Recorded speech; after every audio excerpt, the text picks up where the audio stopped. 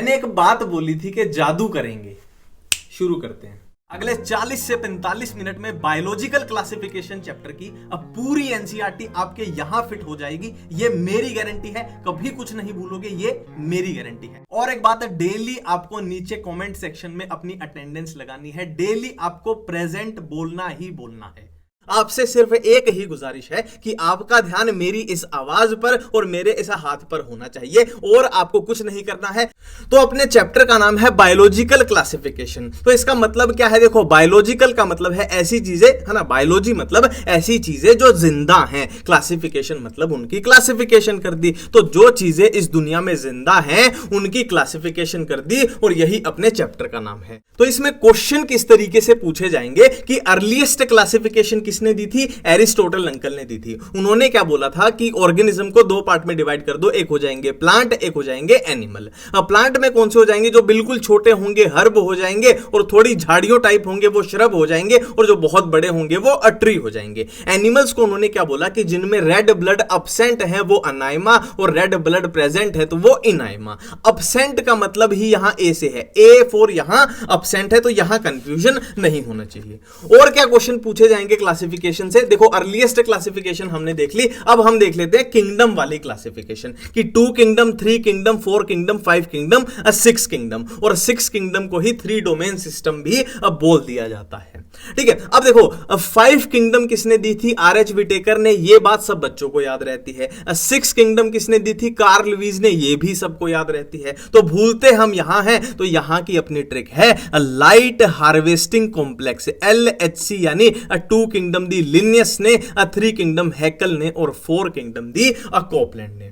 2 kingdom ने, Linnaeus ने क्या बोला था कि भाई जिनके पास सेल वॉल प्रेजेंट होगी वो प्लांट हो जाएंगे, और जिनके पास सेल वॉल अब्सेंट होगी वो एनिमल्स हो जाएंगे। ठीक है, अब यहां पर क्वेश्चन क्या कंफ्यूज करेगा कि 3 किंगडम में कौन सा नया किंगडम ऐड हुआ था? प्लांट एनिमल सबको याद रहते हैं, नया किंगडम यहां पे कौन सा ऐड हुआ, यहां पे कौन सा ऐड हुआ, यहां पे कौन सा ऐड हुआ? तो इसके लिए मैं आपको एक बहुत प्यारी सी ट्रिक बताता हूं। देखो, F4 5 है ना, 5 जो वर्ड है वो F से स्टार्ट होता है, और यहां F4 फंजाई। तो 5 किंगडम वाले में कौन सा F4 फंजाई ऐड हुआ था? ये बात अपने को यहां पे, है ना, याद हो गई, और ज्यादा चांसेस इसी के पूछे जाने के हैं। अब इनकी बात कर लेते हैं। देखो, यहां पर याद रखना PAP पाप, PAP पाप की P फॉर प्लांट, फिर एनिमल, फिर तीसरे में कौन आया? प्रोटिस्टा। तो बच कौन सा गया? मोनेरा बच गया, तो 4 में मोनेरा ही आया होगा।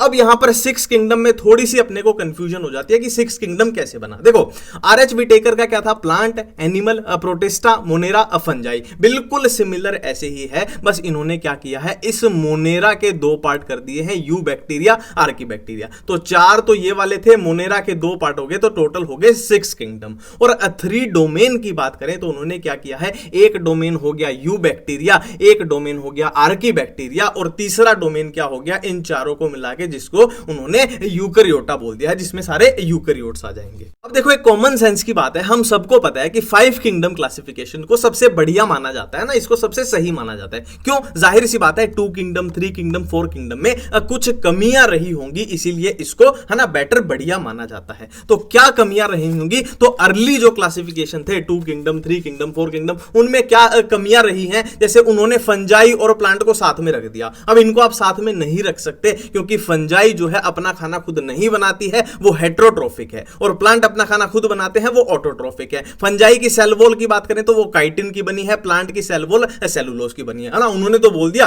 कि फंजाई में भी सेल वॉल है, प्लांट में भी सेल वॉल है, इन दोनों को साथ में रख दो, पर बहुत ज्यादा यहां पर गड़बड़ियां हैं। और क्या गड़बड़ियां हैं? जैसे कैलेमोडोमोनास है, स्पाइरोगायरा, इनको एल्गी में रख दिया कि भाई प्लांट में रख दो, दोनों में सेल वॉल है। अब दिक्कत क्या होगी? कैलेमोडोमोनास यूनिसेलुलर है, ये मल्टीसेलुलर है, तो आप यूनी और मल्टी को साथ में नहीं रख सकते हो। तो ये थी भाई दिक्कत, और इन्हीं दिक्कतों को किसने ठीक किया था? आर.एच. विटेकर साहब ने ठीक किया था। और कौन से साल में? ये एनसीईआरटी में लिखा हुआ है, तो ये क्वेश्चन भी पूछा जा सकता है। 1969 में आर.एच. विटेकर ने क्या है, 5 किंगडम क्लासिफिकेशन दिया था। कैसे दिया था, है ना? बिल्कुल इसको मत देखना, बिल्कुल मेरी आवाज सुनो और ये पेंसिल की टिप पे ध्यान रखो। देखो, उन्होंने क्या बोला कि जिनमें न्यूक्लियर मेम्ब्रेन अब्सेंट रहेगी उनको बोल देंगे प्रोकैरियोट, और जिनमें न्यूक्लियर मेम्ब्रेन प्रेजेंट रहेगी उनको बोल देंगे यूकैरियोट। प्रो मतलब पुराना, करियो मतलब न्यूक्लियस, मतलब जिनमें पुराने टाइप का न्यूक्लियस है, मतलब न्यूक्लियस के बाहर मेम्ब्रेन नहीं है। और इनमें यू मतलब ट्रू, मतलब सच्चा, करियो मतलब न्यूक्लियस, सच्चा न्यूक्लियस है, मतलब उसके बाहर मेम्ब्रेन आ चुकी है।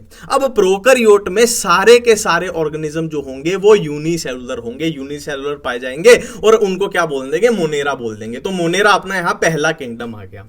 यूकैरियोट्स की बात करें तो इनमें यूनिसेलुलर भी होंगे और मल्टीसेलुलर भी होंगे। यूनिसेलुलर वालों को बोल देंगे प्रोटिस्टा, और मल्टीसेलुलर में अपने पास 3 किंगडम आ जाएंगे, फंजाई, प्लांटी एंड एनिमेलिया। तो टोटल अपने पास यहां 5 किंगडम बन जाते हैं, एक मोनेरा, एक प्रोटिस्टा, एक फंजाई, एक प्लांटी, एक एनिमेलिया। अब यहां पर बहुत ही प्यारा क्वेश्चन बन सकता है कि यूनिसेलुलर यूकैरियोट्स कौन से होते हैं, तो भाई प्रोटिस्टा उसका आंसर जाएगा। सारी बातें अपने को यहां समझ में आ चुकी हैं, ठीक है। अब आर.एच. विटेकर ने ये जो क्लासिफिकेशन है किस बेस पे किया था, तो उनके क्राइटेरिया क्या थे, तो आर.एच. विटेकर के क्राइटेरिया थे cell structure, body organisation, reproduction, mode of nutrition, phylogenetic relation. इन सारी चीजों को हम समझेंगे, देखेंगे और साथ में याद करेंगे, ठीक है। अब देखो ये अपने 5 किंगडम है, मैं इनके पूरे पूरे नाम नहीं लिखूंगा, अब है ना शॉर्ट फॉर्म है कि ये मोनेरा है, ये प्रोटिस्टा है, ये फंजाई है, ये प्लांटी है, ये एनिमलिया है। अभी आगे थोड़ी देर तक कुछ ऐसे ही अपना सिनेरियो चलने वाला है, ठीक है। और ये बात हम कर चुके हैं कि भाई मोनेरा और प्रोटिस्टा क्या है, यूनिसेलुलर होते हैं, और फंजाई, प्लांटी, एनिमलिया क्या है, मल्टीसेलुलर होते हैं। अब यहां पे थोड़ी सी बात करते हैं, इसको भूल जाइए, है ना, पिंक वाले में आ जाओ कि देखो सेल होती है और सेल से मिलके बनता है टिश्यू, और टिश्यू से मिलके बनता है ऑर्गन, और ऑर्गन से मिलके बनता है ऑर्गन सिस्टम। अब कई बच्चे ऑर्गन और ऑर्गन सिस्टम में कंफ्यूज हो गए होंगे, है ना, तो उनको मैं आसानी से बताता हूं। देखो ईसोफेगस है अपना ऑर्गन है, स्टमक है अपना ऑर्गन है, इंटेस्टाइन है अपना ऑर्गन है। अब उन ऑर्गन को मिला दो कि ईसोफेगस को मिला दो, है ना, और स्टमक को मिला दो, इंटेस्टाइन को मिला दो, तो पूरा डाइजेस्टिव सिस्टम बन जाता है। तो डाइजेस्टिव सिस्टम ऑर्गन सिस्टम है, स्टमक एक ऑर्गन है, ईसोफेगस एक ऑर्गन है ना। मेरे ख्याल से आप समझ चुके होंगे।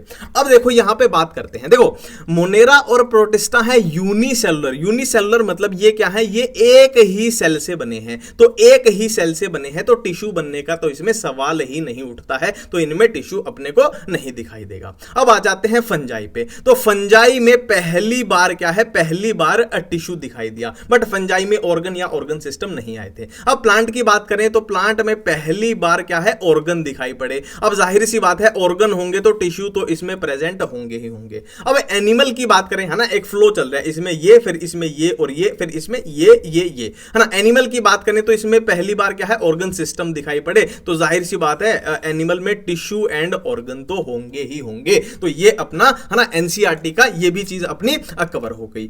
अब हम भाई नेक्स्ट बात करते हैं, नेक्स्ट क्या बात करते हैं कि किसकी सेल वॉल कैसी होती है, ये एक ही जगह पे निपटा लेते हैं। Monera, protista, fungi, Plantae, animal, या सेल वॉल की हम बात कर रहे हैं। सबसे पहले बात कर लेते हैं किसमें प्रेजेंट है, किसमें एब्सेंट है। मोनेरा में प्रेजेंट होती है, प्रोटिस्टा में प्रेजेंट हो भी सकती है, नहीं भी हो सकती, फंजाई में प्रेजेंट होती है, प्लांट्स में प्रेजेंट होती है, और एनिमल्स में तो आप सबको पता है कि सेल वॉल एब्सेंट होती है। अब बात करते हैं कि इसकी सेल वॉल कैसे बनी होती है, और ये आपको याद रखना पड़ेगा क्योंकि एनसीईआरटी में दिया हुआ है, नाम नहीं दिया हुआ पर ये दिया हुआ है। देखो मोनेरा में क्या आते हैं, अपने बैक्टीरिया आते हैं, तो उनकी सेल वॉल जो होती है वो नॉन सेलुलोजिक होती है, मतलब सेलुलोज से नहीं बनी होती। और वो ये किस रिस्पेक्ट में बोल रहे हैं कि भाई प्लांट की जो सेल वॉल होती है वो सेलुलोज से बनी होती है, जबकि मोनेरा में जो सेल वॉल होती है वो सेलुलोज की नहीं बनी होती है। किसकी बनी होती है, एक पॉलीसैकेराइड की बनी होती है, और उस पॉलीसैकेराइड का नाम क्या है, पेप्टाइडोग्लाइकन या फिर म्यूरिन उसका नाम है, ठीक है। अब प्रोटिस्टा में सेल वॉल होगी तो कैसे होगी, वो हम प्रोटिस्टा पढ़ेंगे जब आगे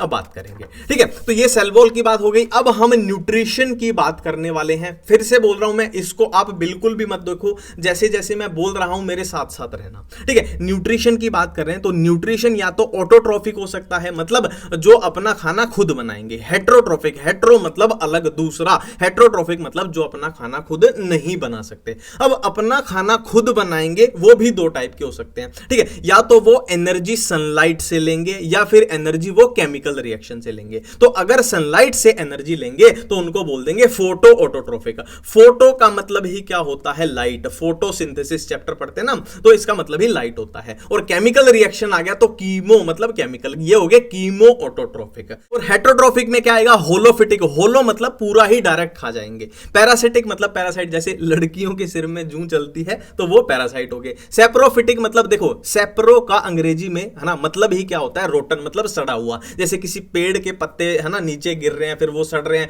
तो उनको जो भी माइक्रो ऑर्गेनिज्म है उनको सड़ा रहे हैं, गला रहे हैं, जो भी कर रहे हैं, तो वो आ जाएगा अपना सेप्रोफिटिक में, ठीक है। अब ये न्यूट्रिशन हमने कितने टाइप का होता है ये देख लिया। अब अपने किंगडम से इसको रिलेट कर लेते हैं। देखो, Monera, protista, fungi, Plantae, Animalia. Monera की बात करें तो ये ऑटोट्रोफिक भी हो सकते हैं, हेटरोट्रोफिक भी हो सकते हैं। देखो, इसमें बहुत सारी बातें ना एनसीईआरटी में जैसे नहीं लिखी गई हैं, जैसे हेटरोट्रोफिक में ये तीनों नहीं लिखे गए हैं, तो ये जो लिखा है यहां पे बिल्कुल ये सही है, ठीक है। मोनेरा की बात कर रहे हैं हम, ऑटोट्रोफिक भी हो सकते हैं, हेट्रो भी। ऑटो में वो फोटो भी हो सकते हैं, कीमो भी, है ना। हेट्रो में वो सेप्रोफिटिक, पैरासिटिक। अब प्रोटिस्टा की बात करें तो वो ऑटोट्रोफिक भी हो सकते हैं, ऑटो हुए तो वो फोटोसिंथेसिस करेंगे, है ना, कीमो नहीं है।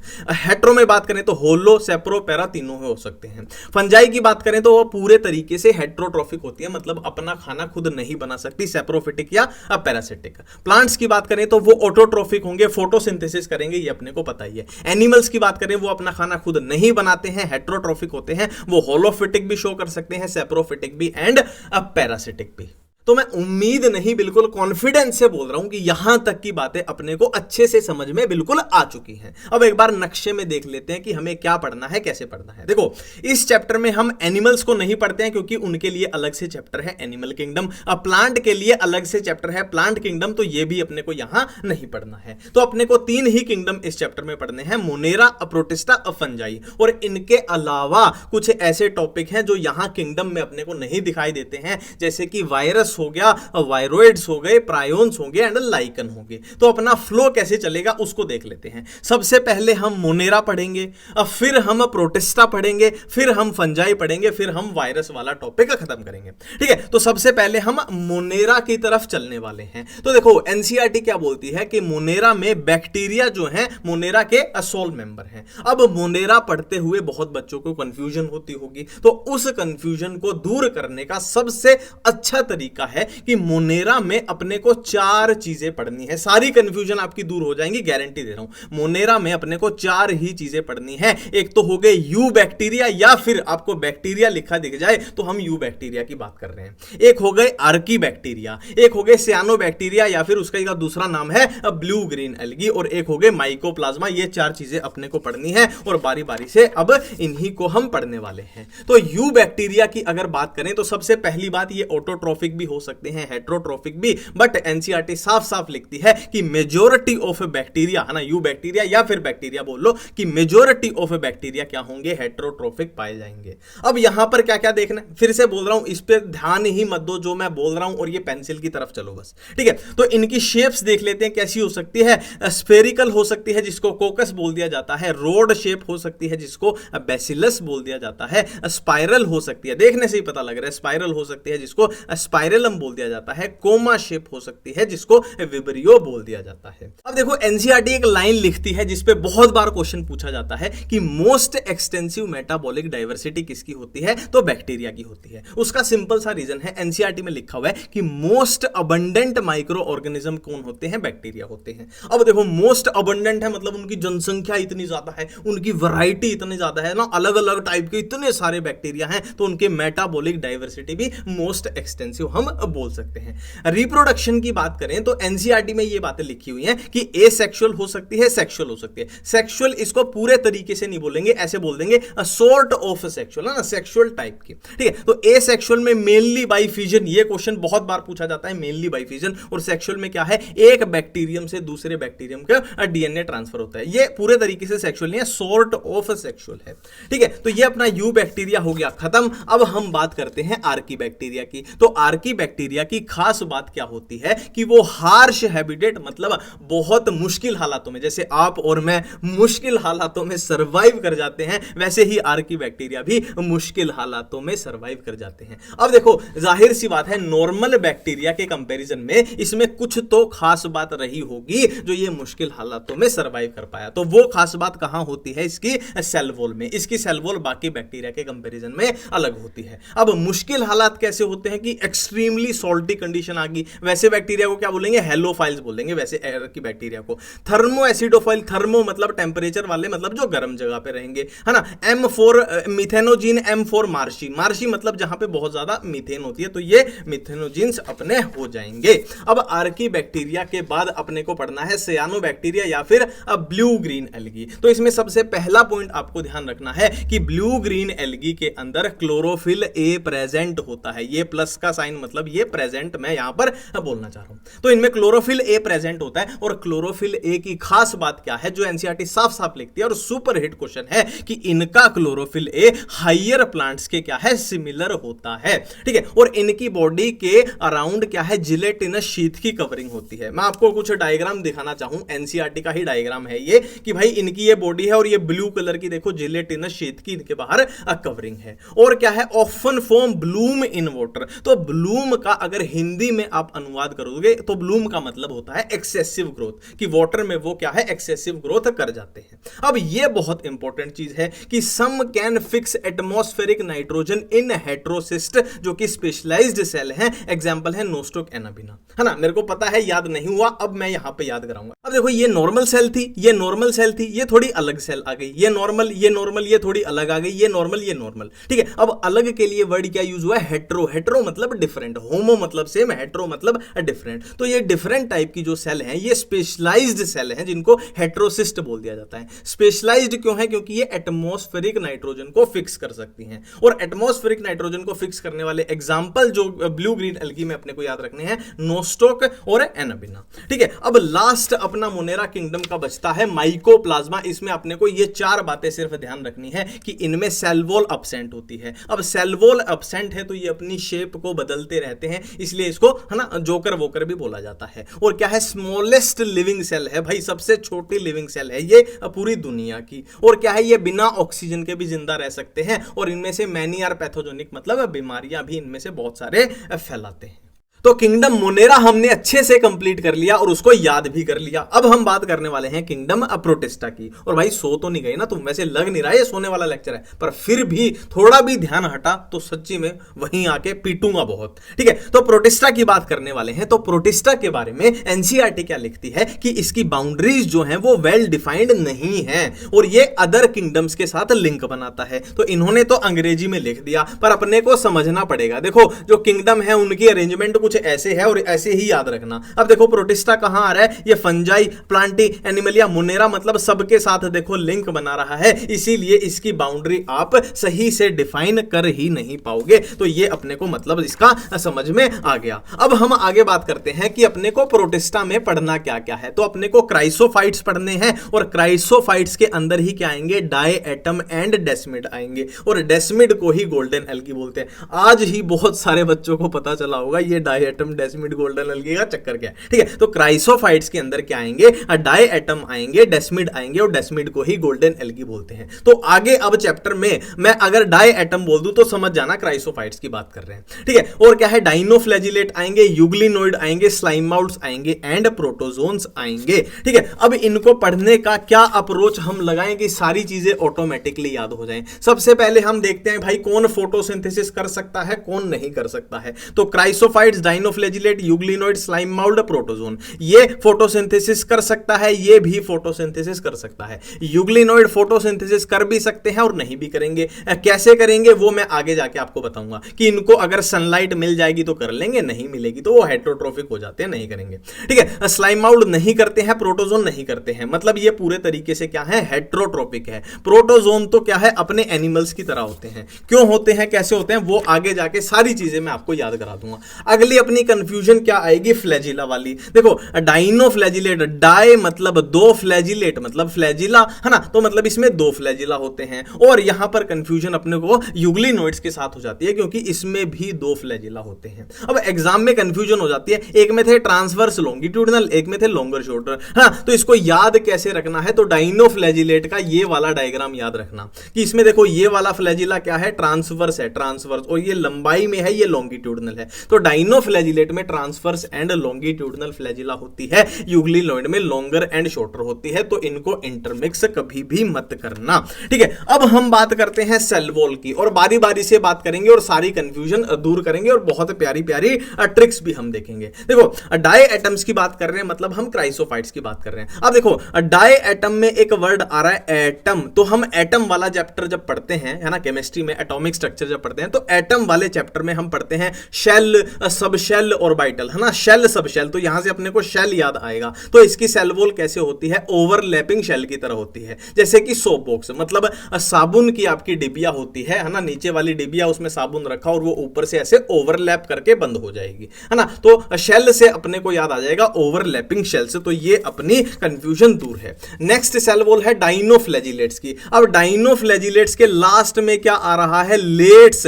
डाइनोफ्लैजिलेट्स के लास्ट में आ रहा है लेट्स, लेट्स से अपने को याद आएगा प्लेट्स, मतलब इसकी सेल वॉल में स्टिफ सेलुलोज प्लेट्स होती हैं, ये भी अपने को याद हो गया। नेक्स्ट हम बात करते हैं यूग्लिनोइड्स की, तो इसमें याद रखना इलेक्ट्रिकल पोल, है ना, बिजली का खंबा, इलेक्ट्रिकल पोल। ई से अपने को याद आया यूग्लिनोइड और पी से याद आया पेलिकल। मतलब क्या है, सेल वॉल की जगह पे, मतलब इंस्टीड ऑफ सेल वॉल इसमें पेलिकल प्रेजेंट होती है। तो P for pellicle, P for protein, मतलब पेलिकल प्रोटीन की बनी होती है जो इनकी बॉडी को फ्लेक्सिबल बनाती है।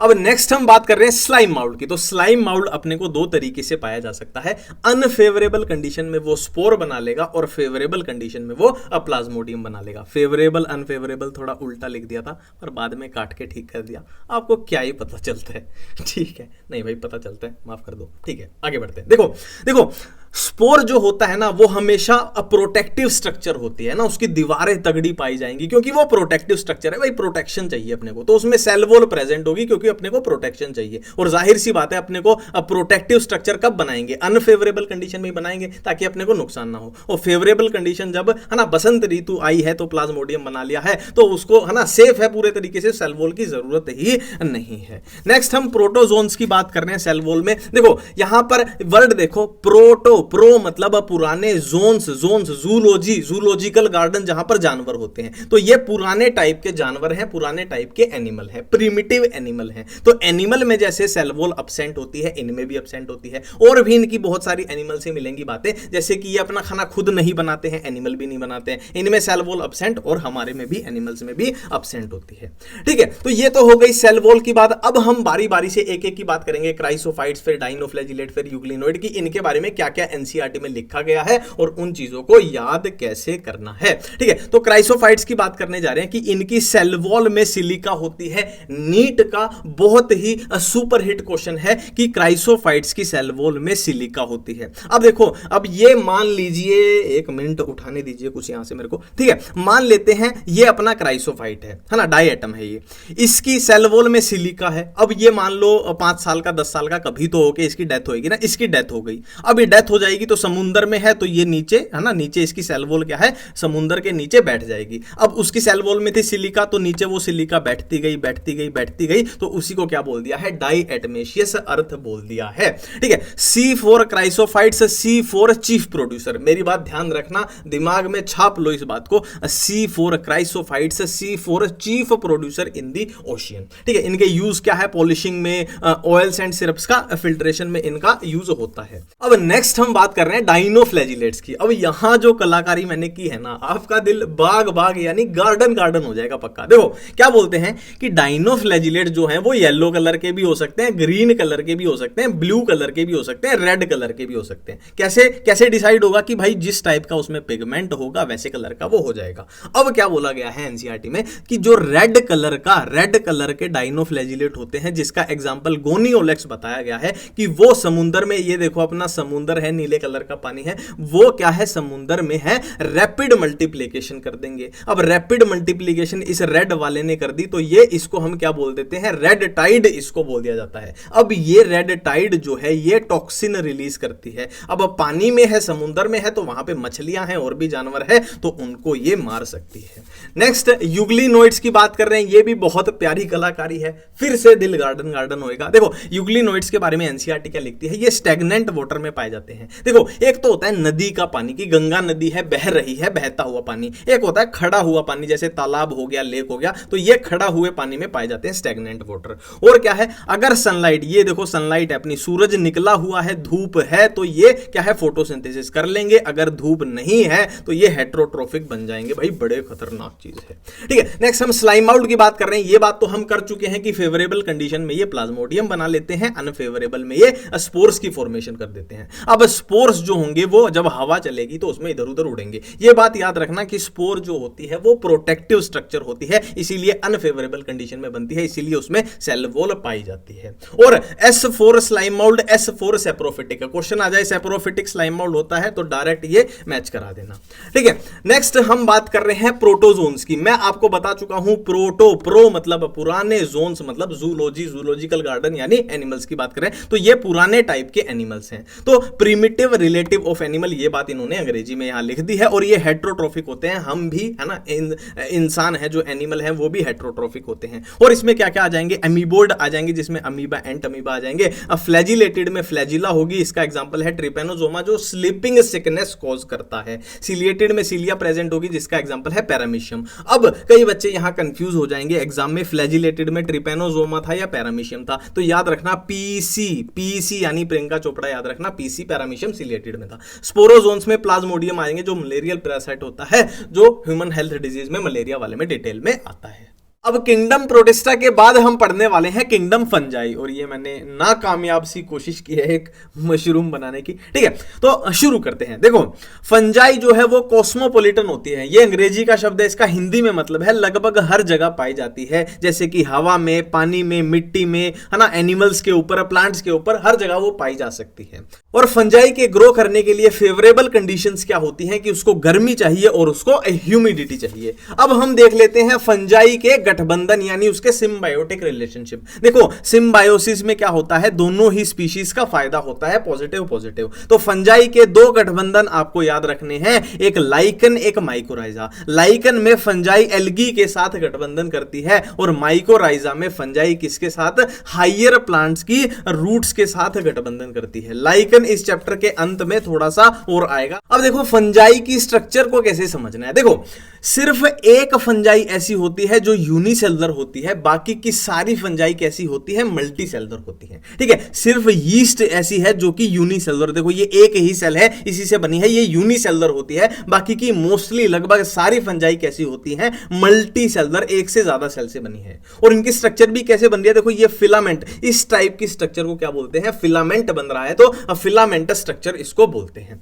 ठीक है, अब यही फिलामेंट, मान लीजिए यही फिलामेंट मैंने उठा के यहां पे रख दिया, है ना, ये वाला फिलामेंट मैंने उठा के यहां पे रख दिया, इसी को क्या बोलते हैं, हाइफी बोलते हैं। अब बहुत सारे ऐसे हाइफी मिलके अगर नेटवर्क बना दें तो हाइफी के नेटवर्क को हम क्या बोल देंगे, अब माइसीलियम बोल देंगे। ठीक है, माइसीलियम बोल देंगे। अब हाइफी भी जो है वो दो टाइप के हो सकते हैं, दो टाइप के हो सकते हैं, एक तो ऐसे, एक ऐसे। अब इनमें फर्क क्या दिखाई दे रहा है, इसमें देखो कहीं भी डिवीजन आपको नहीं दिखाई दे रही, जो न्यूक्लियस है वो खुले में पड़े हुए हैं, और ऐसी कंडीशन को सिनोसिटिक कंडीशन बोलते हैं। और ना ही आपको यहां पे कहीं ब्रांचिंग दिखाई दे रही है, यहां पे देखो बीच में बैरियर भी है कि सेप्टा भी बन गए हैं, दीवारें भी बन गई हैं, और यहां पर ब्रांचिंग भी हो गई कि एक ये था, यहां से ये ब्रांच निकली, यहां से ये ब्रांच निकली, तो ये सिनोसिटिक हो गया। ये अनब्रांच्ड भी है, और ये कैसा है, ब्रांच्ड है, और सेप्टा प्रेजेंट है तो सेप्टेट है ना, और इसमें सेप्टा नहीं है तो ये एसेप्टेट है। बहुत सारे न्यूक्लियस खुले में पड़े हुए तो मल्टी न्यूक्लिएटेड कंडीशन भी यहां पे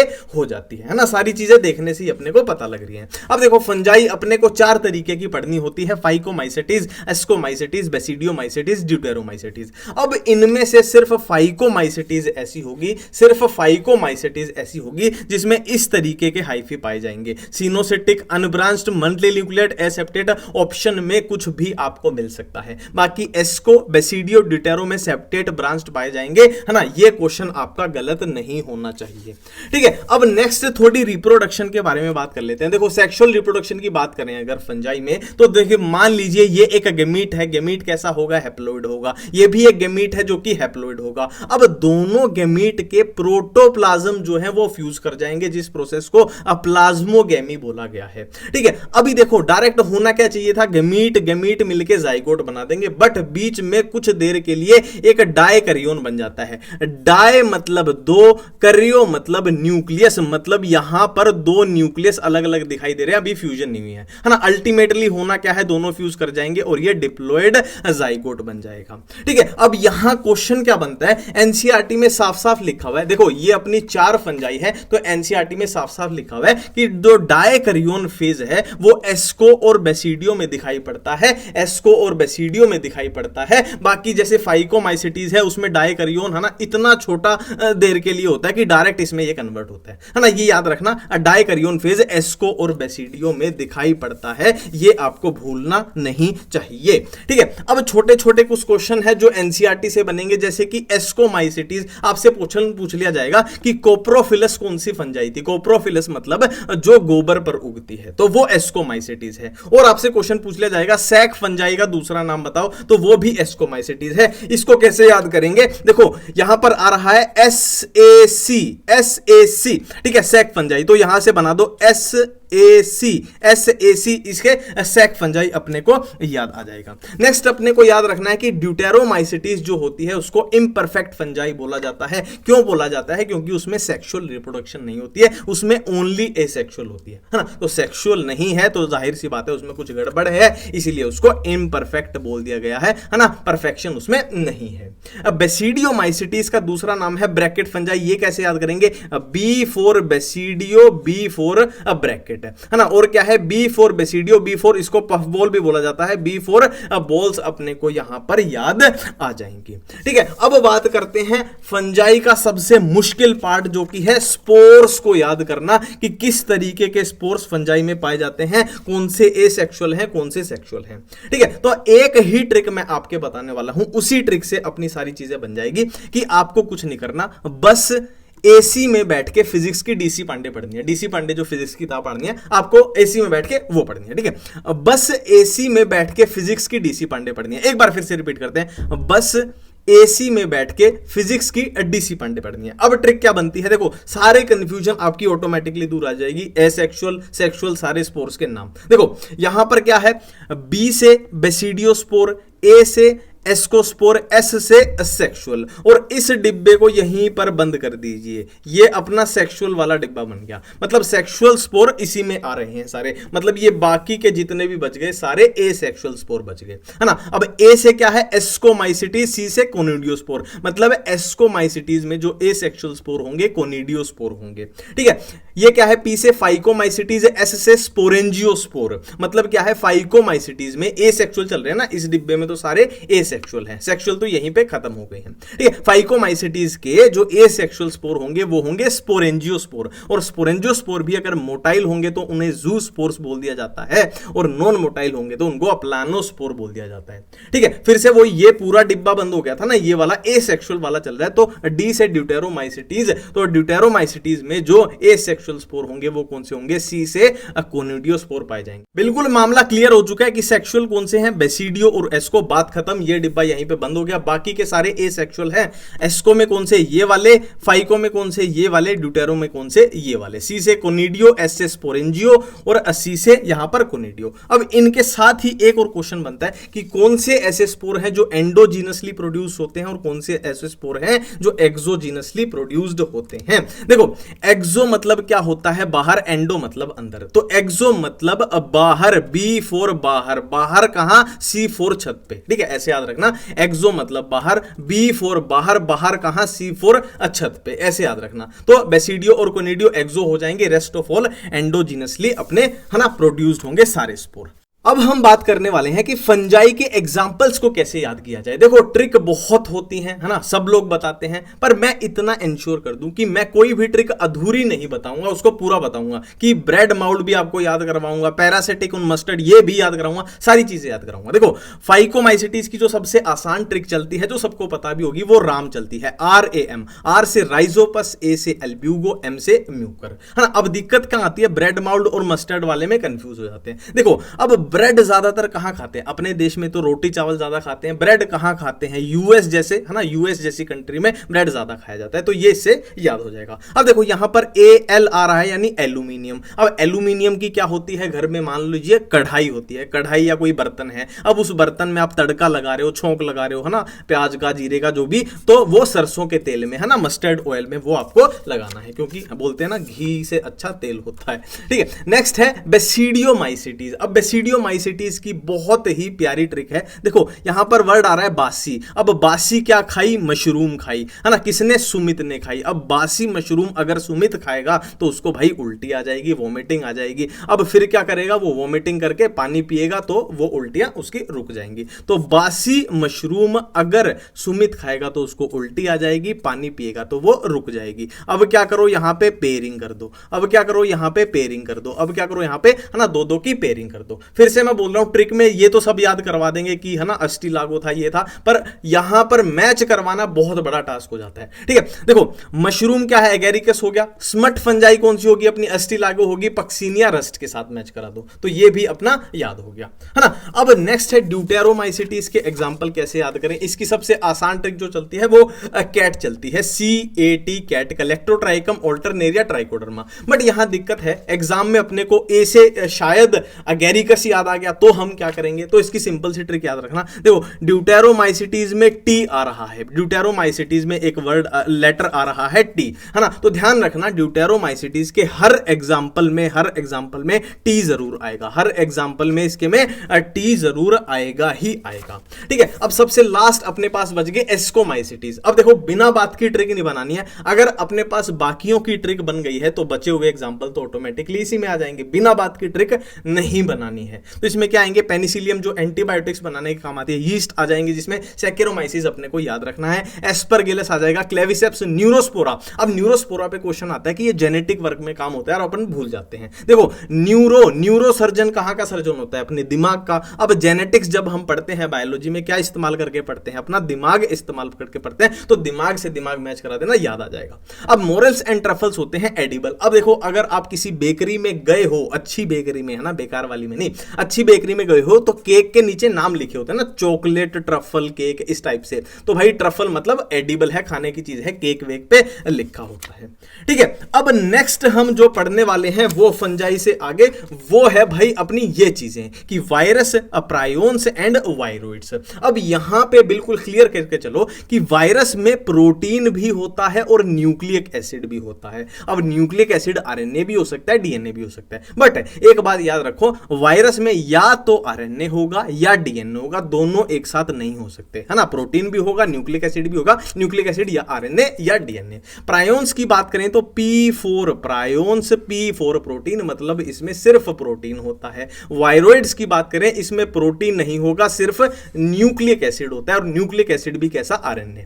ठीक है, बेसिकली ऐसे याद रखो थोड़ा ट्रिक लगा के कि वायरस में से ही ये दोनों बने हैं, वायरस में से ही ये दोनों बने हैं, है ना। अब P4 ये प्रोटीन वाला पार्ट ले जाएगा और ये न्यूक्लिक एसिड वाला पार्ट ले जाएगा, यहां से अपने को लॉजिक समझ में आ जाएगा। अब हम वायरस के बारे में थोड़ी जानकारी लेना चाहते हैं कि वायरस क्या होता है। ए सेलुलर है, ओब्लिगेट पैरासाइट है, link between living and non living है। अब इसको या तो याद कर लो या एक आसान से डायग्राम से समझ लो। देखो मान लीजिए ये वायरस है, ये ब्लैक कलर का जो मैंने बनाया भयंकर सा, ये एक वायरस है और ये बाहर पड़ा हुआ है। मान लीजिए ये मेरी बाइक पे पड़ा हुआ है ना। अब ये मेरी बाइक पे है, बाहर है, तो ये डेड है, ये मरे हुए के बराबर है ना। और ये मेरी बॉडी की सेल है, ये मेरी हाथ की सेल है, मान लीजिए मेरी बॉडी की सेल है। अब मैं बाइक पे बैठा तो ये भाई सांस के थ्रू या कैसे भी मेरे अंदर आ गया और इसने मेरी बॉडी की सेल को इन्फेक्ट कर दिया। तो जैसे ही मेरी बॉडी की सेल को इसने इन्फेक्ट किया तो ये जिंदा हो जाएगा, ये लाइव हो जाएगा। इसीलिए बोला है कि link between living and non living, है ना। देखो मुर्दा था फिर जिंदा हो गया। ओब्लिगेट पैरासाइट है, मतलब पैरासाइट है तभी कुछ कर पाएगा, बिना पैरासाइट ये, है ना, मरे हुए के बराबर, इसलिए ओब्लिगेट बोला है। ए सेलुलर मतलब अकेला है, तो भाई मरे हुए के बराबर है, तो सेलुलर तो आप उसको बोल ही नहीं सकते, है ना। ये चीजें अपने को समझ में आ गई। अब ये करता क्या है, इसने इस सेल को इन्फेक्ट कर दिया। अब ये सेल की मशीनरी को हथिया लेगा, क्योंकि इसके पास खुद की मशीनरी तो है नहीं। खुद की मशीनरी अगर इसके पास होती तो हम इसको डेड थोड़ी बोलते, ये अकेला भी तो जिंदा रह पाता। तो खुद की मशीनरी इसके पास नहीं होती है, ये सेल को इन्फेक्ट करेगा, उसकी मशीनरी को हथिया लेगा, फिर खुद की रेप्लिकेशन कराएगा, फिर खुद की कॉपीज बनाएगा और वहां की सेल्स में तबाहियां मचा देगा। ठीक है, नेक्स्ट हम बात करने वाले हैं वायरस के रिलेटेड जितने भी साइंटिस्ट आएंगे। देखो यहां पर नेमिंग ऑफ वायरस में ध्यान रखना, नई अपना जो लेटेस्ट है भाई वो ये याद रखना है कि बिजरेनकी ने दिया था नेमिंग ऑफ वायरस का नाम जो है। ठीक है, अब यहां पर मैं बहुत ही प्यारी ट्रिक आपको बताने वाला हूं। देखो एक साइंटिस्ट का नाम आता है दिमित्री इवानोस्की। अब कुछ भी बोल लो कैसे भी अपने को ऑप्शन में सही समझ में आना चाहिए। इन्होंने क्या बोला था कि वायरस जो है ना मोज़ेक डिजीज करता है टोबैको के अंदर। अब ये कैसे याद आ रहा है, देखो तंबाकू मतलब सिगरेट पी है किसी ने, अब सिगरेट पी है तो धुआं निकलेगा, धुआं निकल के कहां जाएगा, स्काई यानी आसमान में जाएगा। नेक्स्ट इन्होंने बिजरेनके ने क्या दिया था, नेमिंग ऑफ वायरस दी थी। अब यहां पे आ रहा है वायरस में आ रहा है वीरू। अब वीरू किसके साथ क्रिकेट खेलता था, बीजी, बीजी से याद रखना भज्जी, बीजी से याद रखना भज्जी, भज्जी मतलब हरभजन सिंह, तो भज्जी के साथ क्रिकेट खेलता था, तो नेमिंग ऑफ वायरस बिजरेनके ने। ठीक है, इन्होंने एक और टर्म दी थी कॉन्टेजियम वाइवम फ्लूडम। कंटेजियस मतलब इन्फेक्शियस, वाइवम मतलब लिविंग, फ्लूडियम मतलब फ्लूड। उन्होंने वायरस को क्या बोला था ना, वायरस वाला जो फ्लूड था कि ये इन्फेक्शियस लिविंग फ्लूड है। WM स्टैनले ने वायरस के क्रिस्टल बनाए थे, ये कैसे याद रखें, यहां आ रहा है STA और यहां भी आ रहा है STA, तो STA से STA मैच करा दो, WM स्टैनले भी अपने को याद हो चुका है।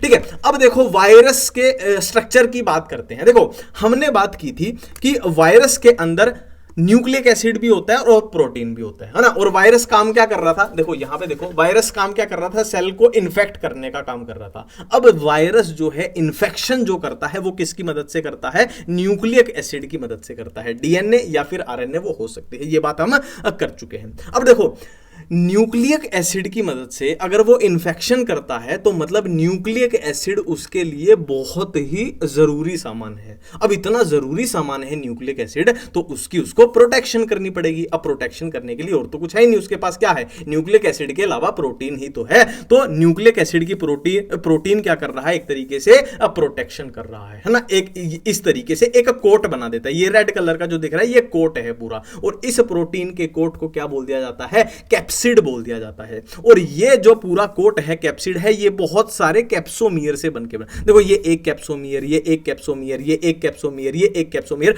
बहुत सारे कैप्सोमियर से मिलके बना है प्रोटीन कोट, जिसको कैप्सिड बोल दिया जाता है। अब ये कैप्सोमियर की अरेंजमेंट, ये डायग्राम भूल जाना, ये रफ डायग्राम बना है। ये कैप्सोमियर की अरेंजमेंट जो है हेलिकल भी हो सकती है जैसे टोबैको मोज़ेक वायरस में होती है, और पॉलीहेड्रल भी हो सकती है जैसे कि बैक्टीरियोफेज में होती है।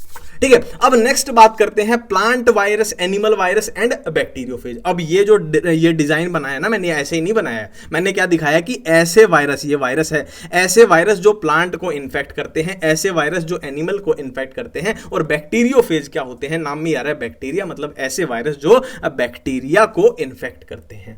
तो क्या बोला गया है एनसीईआरटी में कि जो प्लांट वायरस होते हैं वो generally single standard RNA virus होते हैं। एनिमल वाले सिंगल या डबल स्टैंडर्ड RNA या फिर डबल स्टैंडर्ड DNA हो सकते हैं, और बैक्टीरियोफेज जनरली क्या है, डबल स्टैंडर्ड DNA होते हैं। वायरल डिजीज की बात करें तो एनिमल्स में जैसे मम्स हो गए, स्मॉल पॉक्स होगी, हर्पीज, इन्फ्लुएंजा, एड्स होगी, ये बीमारियां वायरल डिजीजेज हैं जो अपने ह्यूमन हेल्थ डिजीज में भी आ जाएंगे। प्लांट की बात करें, mosaic formation, leaf rolling and curling, leaf yellowing, vein clearing, dwarfing, standard, ये तो यार ऐसी थ्योरी वाली बकवास है। ठीक है, अब वायरस के बाद हमें बात करनी है वायरोइड्स के बारे में। सिर्फ इतना ही आपको ध्यान रखना है कि इनकी डिस्कवरी किसने की थी, T.O. डाइनर। इसको वायरोइड्स, यहां पे D आ रहा है, यहां पे D आ रहा है, थोड़ा सा मैच करा लेना। ठीक है, और डिजीज कौन सा करता है, PSTD यानी पोटैटो स्पिंडल ट्यूबर डिजीज, ये कॉज करता है। और ये क्या होता है, लो मोलिकुलर वेट RNA होता है। ये बात तो हम कर ही चुके हैं कि वायरोइड्स में क्या है भाई, प्रोटीन एब्सेंट होता है, सिर्फ न्यूक्लिक एसिड होता है। न्यूक्लिक एसिड भी कौन सा, RNA, लो मोलिकुलर वेट का। ठीक है, इतनी बातें हम कर चुके हैं। नेक्स्ट हम बात करते वाले हैं प्रायोन्स के बारे में। अब हम बात कर चुके हैं P4 प्रायोन, P4 प्रोटीन, मतलब इसमें सिर्फ और प्रोटीन होता है। और एनसीईआरटी में एक बात लिखी गई है कि प्रायोन्स का साइज जो होता है वो लगभग बराबर होता है किसके, वायरस के ही साइज के सिमिलर होता है। अब यहां से बहुत प्यारा क्वेश्चन बन सकता है कि प्रायोन्स जो है वो न्यूरोलॉजिकल बीमारियां कर सकते हैं। किसमें भाई, कैटल में, है ना, गाय भैंस में भी कर सकते हैं और ह्यूमंस में भी कर सकते हैं। तो कैटल में कौन सी डिजीज है, मैड काउ डिजीज। देखो मैड मतलब पागल, कोई पागल हो गया है तो जाहिर सी बात है उसके दिमाग में, है ना, न्यूरोलॉजिकल डिजीज है, ये रिलेट हो रहा है। या फिर इसको BSE भी बोल देते हैं, बोवाइन स्पंजिफॉर्म एनसेफेलोपैथी। ह्यूमंस की बात करें तो यहां पे CJD CR जेकब डिजीज इसमें, है ना, कॉज कर सकता है। ठीक है, नेक्स्ट हम बात करें लाइकन की। तो लाइकन की बात हम कर चुके हैं कि ये गठबंधन होता है किसके बीच का, है ना, सिम्बायोटिक रिलेशनशिप होता है किसके बीच का, फंजाई और एल्गी के बीच का। किसके बीच का, फंजाई और एल्गी के बीच का। और ये पोल्यूशन इंडिकेटर भी होता है, मतलब जहां पर बहुत कम पोल्यूशन, जैसे पहाड़ों में चले जाओ वहां पे लाइकन मिलेगा, बट आप अगर पोल्यूशन वाली सिटी में, दिल्ली में जाओगे तो आपको लाइकन नहीं मिलेगा। ठीक है, तो इनमें रिलेशनशिप कैसे होता है, जो एल्गी वाला पोर्शन है उसको फाइकोबायोन्ट बोलते हैं और फंजाई वाले पोर्शन को माइकोबायोन्ट बोलते हैं। एल्गी क्या करेगी, एक प्लांट है तो ये खुद का खाना खुद बना सकती है, ऑटोट्रोफिक है। फंजाई अपना खाना खुद नहीं बनाती है, हेट्रोट्रोफिक है। तो एल्गी फंजाई का क्या फायदा करती है कि ये उसको खाना प्रोवाइड कराएगी, और फंजाई एल्गी का क्या फायदा करेगी कि उसको शेल्टर देगी और उसके लिए क्या अब्सॉर्ब करेगी, जमीन से वाटर, मिनरल, न्यूट्रिएंट उसके लिए अब्सॉर्ब करेगी। तो कुछ इस तरीके से बड़े ही आसानी से हमने इस चैप्टर को निपटा दिया है। तो मिलते हैं नेक्स्ट वीडियो में नेक्स्ट चैप्टर के साथ। Thank you.